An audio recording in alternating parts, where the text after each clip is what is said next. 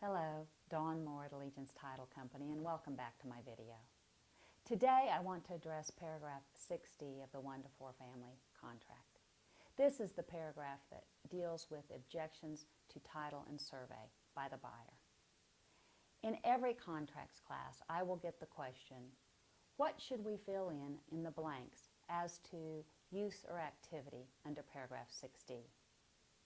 Paragraph 6D reads, buyer may object in writing to defects, encumbrances, or exceptions to title that are disclosed on the survey other than items 6A 1 through 7 above in the contract, or disclosed in the commitment other than 6A 1 through 8 above in the contract, or which prohibit the following use or activity.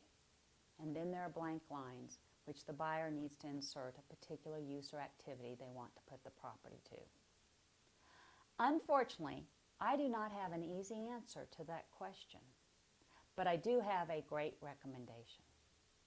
First of all, what paragraph 6D is intended to cover is a use or activity that the buyer may want to put the property to, but that may otherwise be restricted by a particular covenant or restriction placed on that property, which is enforceable by the neighbors and is generally intended to maintain the integrity of the neighborhood, or a use or activity that is prohibited by an easement that's created by the dedication deed.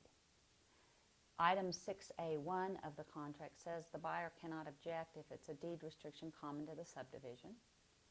6A4 says they cannot object if it's a utility easement platted with the property. Therefore, the buyer needs to insert a particular use or activity that might be prohibited by that common deed restriction or that common utility. The item that I see most often in paragraph 60 is the words building a pool. If a utility easement that was created by the dedication deed runs right through the middle of the backyard and would prohibit the buyer from building a pool in that backyard, then the buyer would be able to object to title if they inserted that activity or use under paragraph 6D. On the other hand, without that insertion, the buyer would not be able to object to that utility easement running through the backyard. The more complicated issue, though, has to do with the limitations caused by the deed restrictions. Deed restrictions could prohibit someone from raising farm animals on the property or from even having a farm animal on the property. What if your buyer intended to raise chickens in the backyard? Or, what has become very popular now, have a potbelly pig as a pet? If you failed to insert that use or activity under paragraph D, then if the deed restriction prohibited the raising of farm animals or having a farm animal on the property, may prohibit your buyer from raising their chickens or having the potbelly pig. In the alternative, the buyer would have to default under the contract and be subject to losing the earnest money. Deed restrictions can actually prohibit having a daycare run through the home or having home health care or many other uses and activities. The prohibition that caused one of my customers concern several years ago was a prohibition and a deed restriction that prohibited this potential buyer from running a business out of her home or any portion thereof.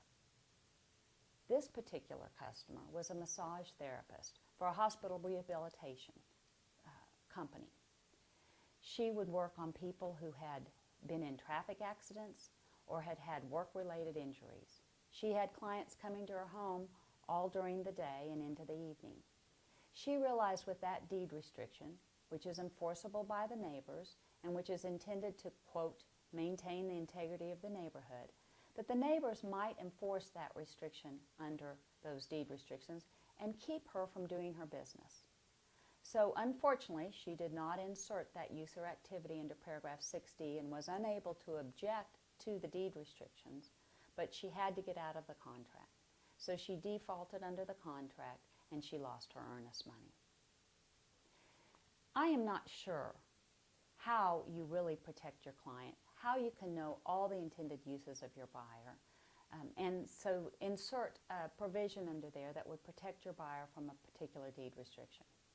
If you remember years ago, there was quite a bit of press about a home in the Dallas area where they were holding late night parties and wife swapping parties. If you'll remember, the neighbors were seeking to enforce deed restrictions against those homeowners to try and prohibit those parties. Bottom line, how do you protect your buyer's client on their use or activity? Clearly, I don't have an answer as to what you should put in paragraph D, nor am I sure that you know what to put into paragraph 6D to fully protect your client. So, I have a strong recommendation. My recommendation is that you get the title commitment and the exception documents, which include the deed restrictions, from your escrow agent during the option period. Then you encourage your buyer to read through those deed restrictions during that option period so that if a restriction prohibits a use of the property by the buyer, they can terminate the contract for any reason and without having to reveal their lifestyle. Hope you got some takeaway from this video today. Allegiance Title wants to be your go-to for information and title service needs. Please help us in our efforts to continue this service. And as an added bonus this month, for every order that we receive, we will donate a portion of our escrow fee to the American Cancer Society to fund its fight against breast cancer. Please help Allegiance Title to continue to give back to our community in small ways. And I'm also told this day that I am to wish you Happy Halloween.